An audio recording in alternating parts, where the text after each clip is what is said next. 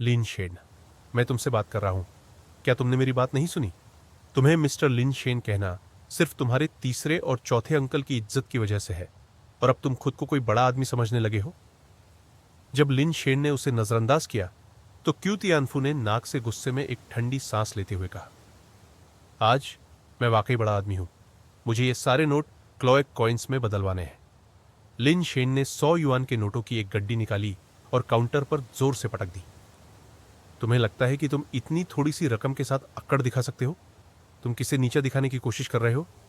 मैं तुमसे कोई सौदा नहीं करूंगा, दफा हो जाओ।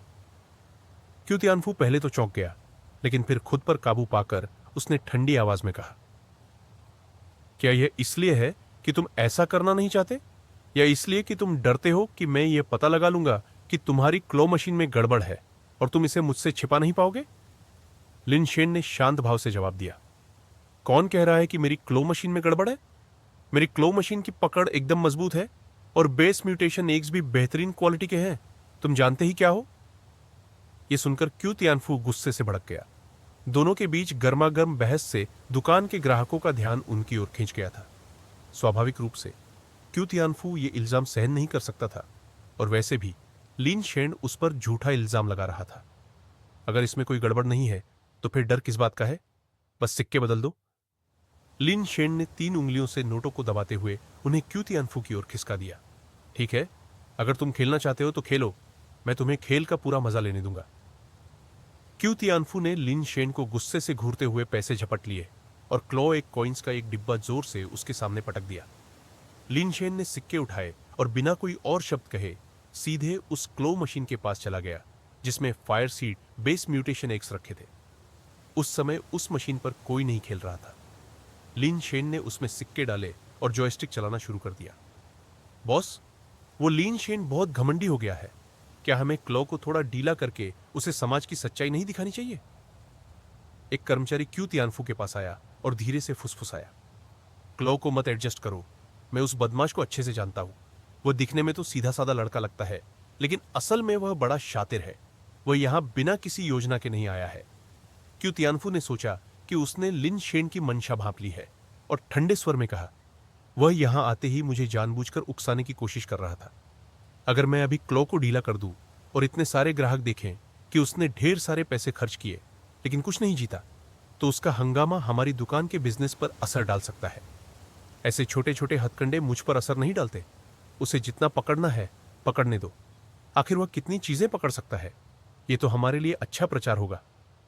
आप सचमुच बहुत समझदार हैं बॉस, कर्मचारी ने प्रशंसा में कहा। चापलूसी बंद करो, बस यहां खड़े रहकर देखो।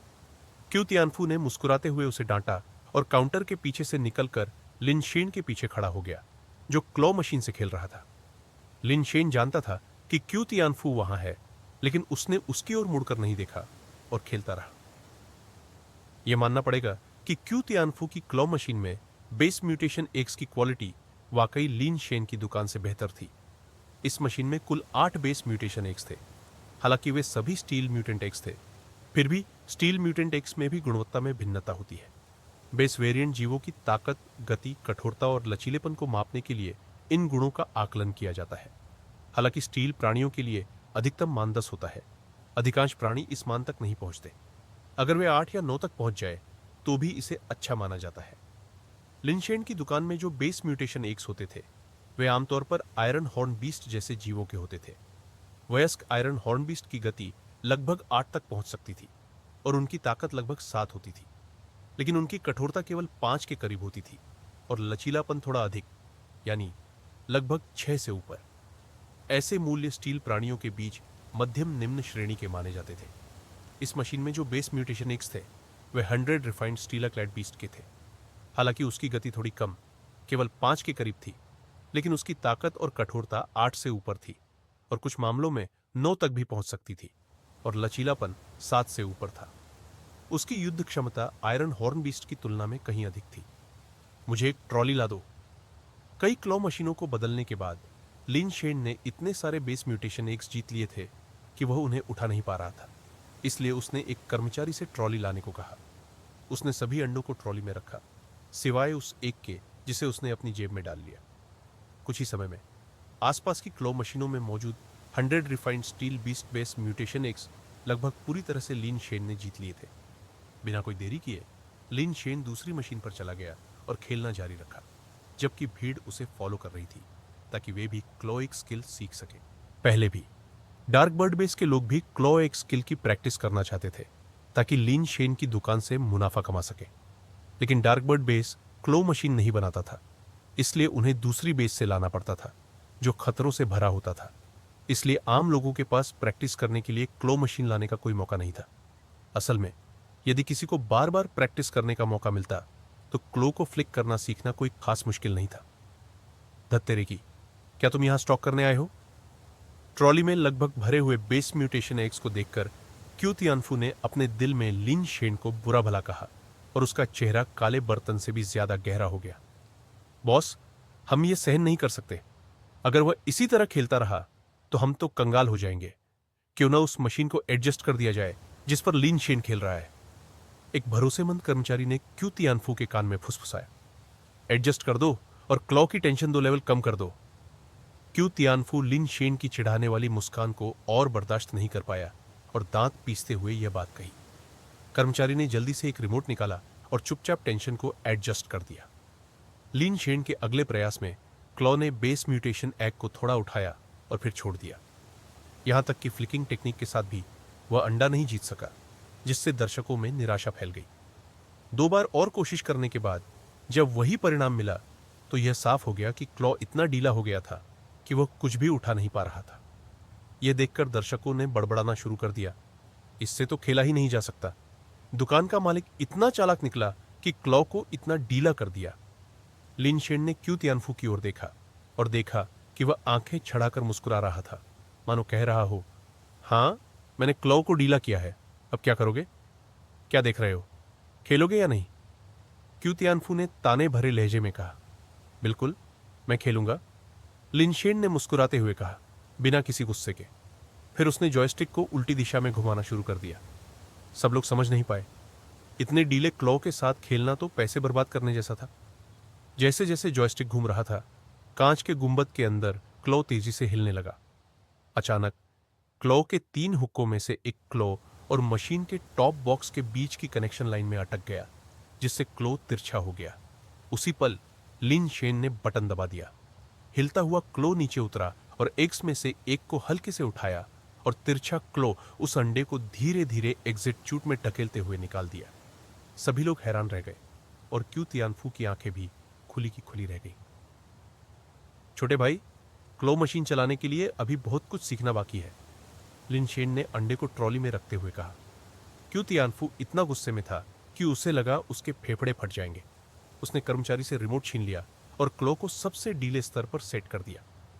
अब कोशिश करो, अगर तुम फिर से जीत गए तो मैं तुम्हारा सरनेम रख लूंगा, क्यू तियानफू गुस्से से झाग छोड़ते हुए चिल्लाया। लिन शेन ने सिर्फ आलस भरे अंदाज में अंगड़ाई ली और पास की एक और क्लॉ मशीन पर चला गया। उसमें एक कॉइन डाला, जॉयस्टिक को थोड़ी देर घुमाया और सीधे पिकअप बटन दबा दिया। क्यू तियानफू सेटिंग्स को एडजस्ट करने का मौका भी नहीं पा सका और एक और बेस म्यूटेशन एक जीत लिया गया। यह चीज बहुत चालाक है। क्यू तियानफू इतना गुस्से में था कि उसके दांत पीसने लगे और वह रिमोट को इतनी जोर से दबा रहा था कि वह लगभग टूट ही गया। लिन शेन ने दूसरी बार खेलने की कोशिश भी नहीं की और दूसरी मशीन पर चला गया, जल्दी जल्दी सिक्के डालकर और अंडे जीतकर। क्यू तियानफू की खतरनाक नजरों के बावजूद लिन शेन ने एक और बेस म्यूटेशन एक जीत लिया और इसी तरह एक कॉमेडी जैसी स्थिति क्लॉ मशीन की दुकान में बन गई। लिन शेन मशीनें बदलते रहे और अंडे जीतते रहे, जबकि गुस्से में बेकाबू क्यू तियानफू रिमोट दबाता रहा और सभी क्लॉ मशीनों को ढीला करता रहा। जब यह तमाशा आखिरकार खत्म हुआ तो लिन शेन के द्वारा जीते गए अंडों का ढेर ट्रॉली में छोटा सा पहाड़ बन चुका था। फिर भी उनके सिक्कों का डब्बा भरा हुआ था। मैं थक गया हूं, मैं अगली बार फिर स्टॉक के लिए आऊंगा, बाकी बचे सिक्कों के लिए रिफंड दे दो, लिन शेन ने क्यू तियानफू के हाथों में सिक्कों का बॉक्स थमाते हुए कहा और उसके कंधे पर हल्की थपकी दी। छोटे भाई, अगली बार अच्छे आइटम लाना। मैंने पूरे दिन यही कचरा इकट्ठा किया है, मेरे यहां महीने भर का भी स्टॉक नहीं है। जैसे ही लिन शेन सुबह उठा, आसमान हल्का सा ही उजाला दिखा रहा था। उसने अपने बगल में देखा और जैसा कि उसे उम्मीद थी, बेस म्यूटेशन एक पर बना मोजेक अब गायब हो चुका था और उसके दिमाग में नई जानकारी उभर आई थी। अब वह साफ देख सकता था कि यह सच में एक 100 refined steel beast base mutation egg है, जो देखने में एक साधारण अंडे से अलग नहीं था। विफल super base evolutionary seed, boundless strength contract. Boundless strength contract, एक प्राणी को पाले और उसके साथ एक कॉन्ट्रैक्ट में प्रवेश करें। हर दिन उस प्राणी को उठाकर 1 किलोमीटर दौड़े। जैसे जैसे वह प्राणी बड़ा होगा और उसका वजन बढ़ेगा, आपको उस प्राणी के वजन के बराबर ताकत प्राप्त होगी। यह सीड अद्वितीय है और केवल एक प्राणी के साथ बाउंडलेस स्ट्रेंथ कॉन्ट्रैक्ट स्थापित कर सकती है। लिन शेन चकित और प्रसन्न दोनों था और उसने सोचा, क्या यह वही प्रसिद्ध बछड़े को गले लगाने वाली कला नहीं है? लोक कथाओं में एक लड़के की कहानी है जो बछड़ों को चराता था। वह हर दिन एक नवजात बछड़े को अपने घर से लेकर पहाड़ों तक गोद में उठाकर ले जाता था। जैसे जैसे बछड़ा बड़ा हुआ, उस लड़के की ताकत भी दिन ब दिन बढ़ती गई, जब तक कि वह बछड़ा वयस्क नहीं हो गया। उस समय तक वह लड़का इतना ताकतवर बन चुका था कि वह हजारों किलोग्राम तक का वजन उठा सकता था। हालांकि यह तरीका वैज्ञानिक रूप से संभव नहीं है, क्योंकि बछड़ा कुछ ही महीनों में सैकड़ों किलोग्राम या 1 टन तक का हो जाता है, जबकि इंसान की ताकत इतनी जल्दी नहीं बढ़ सकती। इसलिए वास्तविकता में थोड़े समय बाद वह लड़का बछड़े को उठाने में असमर्थ हो जाता और उसकी ताकत बढ़ने की प्रक्रिया रुक जाती।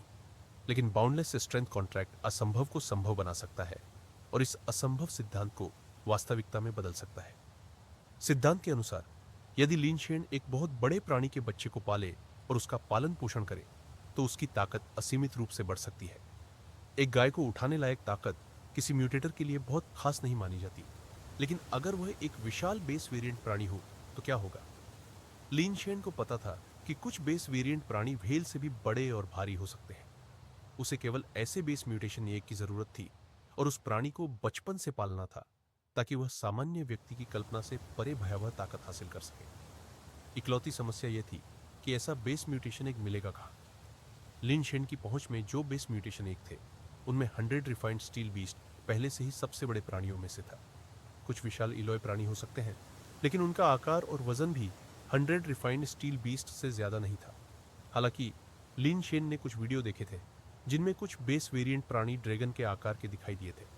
अगर उसे ऐसा एग मिल जाए तो बाउंडलेस स्ट्रेंथ कॉन्ट्रैक्ट एक तरह की बग जैसी क्षमता बन जाएगी। ऐसे ज्यादातर बेस वेरिएंट प्राणी क्रिस्टल आधारित होते थे। ये तो दूर की बात थी कि वह ऐसे प्राणी का एग पा सके, और अगर वह पा भी लेता तो इन प्राणियों की ग्रोथ साइकिल सामान्यतः बहुत लंबी होती है। कुछ को वयस्क होने में कई साल या दशकों तक लग सकते हैं। स्टील प्राणियों की ग्रोथ साइकिल अपेक्षाकृत छोटी होती है, लेकिन उनमें से कोई बहुत बड़ा मिलना इतना आसान नहीं था। दोनों फायदे एक साथ हासिल करना शायद थोड़ी मेहनत से ही संभव हो सकेगा। कोई बहुत बड़ा स्टील प्राणी खोजना इतना आसान नहीं था। यहां तक कि पैसे से भी ऐसा एक डार्क बर्ड बेस में उपलब्ध नहीं था, जब तक कि वह किसी बड़े बेस पर ना जाए जहां इसके मिलने की थोड़ी संभावना हो। लिन शेन जल्दी में नहीं था। अभी अगर वह 100 रिफाइंड स्टील बीस्ट से कॉन्ट्रैक्ट करता तो उसे तुरंत ताकत नहीं मिलती। यह आगामी रिक्रूटमेंट इवेंट में किसी काम का नहीं था। लिन शेन ने 100 refined steel beast base mutation egg को देखा। उसके दिमाग में ब्लड कॉवनेंट बनाने की जानकारी उभरी, लेकिन उसने ब्लड कॉवनेंट नहीं बनाया और उसे इंक्यूबेशन चैम्बर में रख दिया। इंक्यूबेशन चैम्बर में 2 और बेस म्यूटेशन एग थे, एक steel tail scorpion steel mutant egg और दूसरा dark iron swallow steel mutant egg, जिनमें पहले फायर सीड था। लिन शेन उन्हें हैच करना चाहता था ताकि देख सके कि वे साधारण स्टील टेल स्कॉर्पियन और डार्क आयरन स्वेलो से कैसे अलग है। जब वह लिविंग रूम में पहुंचा तो यह पहले से ही वहां उसका इंतजार कर रहा था। पूर्व योजना के अनुसार ये लिन जियांगडोंग के कपड़े और सामान ले आया था। लिन शेन ने कपड़े पहने और शीशे में देखा। उसे लगा कि वह बिल्कुल भी लिन जियांगडोंग जैसा नहीं दिखता। क्या यह काम करेगा? लिन शेन ने अनिश्चित होकर ये से पूछा। आगे क्या होगा जानने के लिए बने रहिए सुपर जीन 2 के साथ, और नए एपिसोड्स के लिए हमारे चैनल को सब्सक्राइब करना ना भूलें।